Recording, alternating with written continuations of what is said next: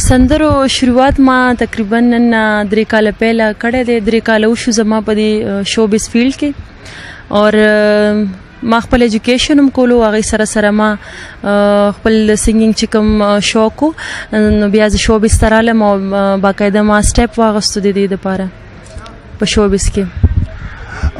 زیاتره پښتانه جنکۍ چې دي سندرغاړي چې دي ویل کېږي هغې غیر تعلیم یافته دي یا سبقونه یې نه دي ویلي او د شوبې ته راغلي دي. تاسو متعلق دا ویل کېږي چې لومبنۍ تعلیم یافته جنۍ ده د خپل تعلیم په اړه باندې که موږ سره او زموږ کتونکو سره دغه خبرې شیر کوي. کوم ځای سبق ویلی دی د کوم ځای نه ویلی دی کومې پورې یا جاري دی که بس وکړو؟ ما سبق ویلی دی. ما ایم ای کړې ده ماسټر ان سوشل ورک د پېښور یونیورسټۍ نه اور زما ایم ای کمپلیټ شوه ریسنټلی 2014 کې. وړاندې د تعلیم سره نور شوق شته که نه بس سندر ویل دغه؟ نه شوق ولی نشته. زه وایم چې مخکې زه ام فل وکړم هغې نه پس مې بیا پی ایچ ډي ته اراده ده. نو اوس لږ زه ګیره یم باونډ یم نو چې کله ټایم میلاو شي زه بیا ایډمیشن کوم ځان ته. ستاسو فیلډ ته راځو. سندرو کې کوم فیلډ ستاسو خوښ دی؟ غزل خوښ دی؟ فوک خوښ دی؟ پخواني سندرې نوې سندرې؟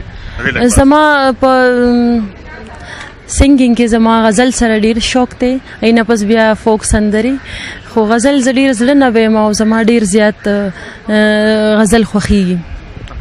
کوم شاعر شاعري ویلو کې خوند درکوي؟ کوم موسیقار سره چې دنه کار کولو کې خوند درکوي؟ موسیقاران په خپل ځای ټول ښه دي خو دا ده چې دې کې څه زما استادان دي او چا سره ما کار کړی دی خو ټول په خپل ځای ښه دي. زه دا نشم ویلی چې یو ښه دی او دا نور ښه نه دي. په سندرو کې کومه سندره ستاسو زیاته خوښه ده؟ تاسو وایئ چې دغې تاسو ته شهرت هم درکړی دی یا دغه سندره تاسو بعضې وخت کې سړی په خپل تنهایي کې هغه ګونګونه وهي؟ شهرت به زه دا ووایم چې زما یو غزل و یا زما نادان ملنګه نو هغې چې دی هغه آل اوور دی ورلډ خوښ شو. مطلب پنجابیانو هم هغه اوري او مزه ترې اخلي. نو زه دا وایم چې هغه زما په شهرت کې ډېر لاس دی. دې فیلډ ته ستاسو د سندرو ته کوم جنکۍ راځي پیغلې راځي او خاص کر تعلیم یافته راځي څه میسج ورکوئ هغوی ته؟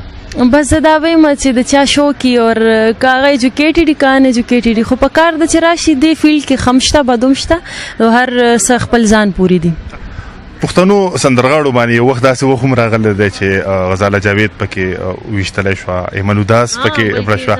دغې باندې لږ پوښتنه کوو چې یاره څه مستقبل اینه د دغه سندرغاړو یا خپل یا یاره طرحه محسوسوئ په دې فیلډ کې؟ د خدای بخلي غزاله جاوید د مرګ نه پس خو دا ډېر زیات بس خلکو کې یو خوف دغه شخور شو اور اوس هم ما پسې هم داسې نیوز راځي فیک نیوز کله راشي چې دا مړه شوه او کله راشي چې واده یې وشو. نو زه به دې ته څه ووایم خو ښه خبره نه ده. دا هغه خو خیر لکه مطلب یو حادثه وه هغې سره وشوله خو په کار نه ده چې اوس ما پسې لکه دا ډرامې جوړي یا فیک نیوز راځي که نه.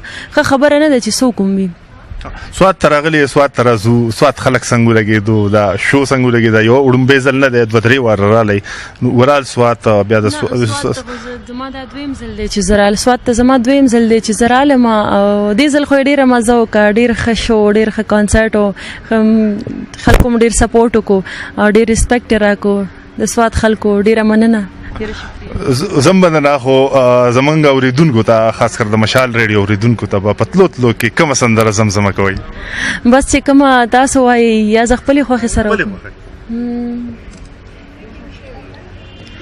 یا زما نادان ملنګه ای زما پاگل ملنګه پیښه په دې ورانو کوڅو بیا وکا یو ځل ملنګه.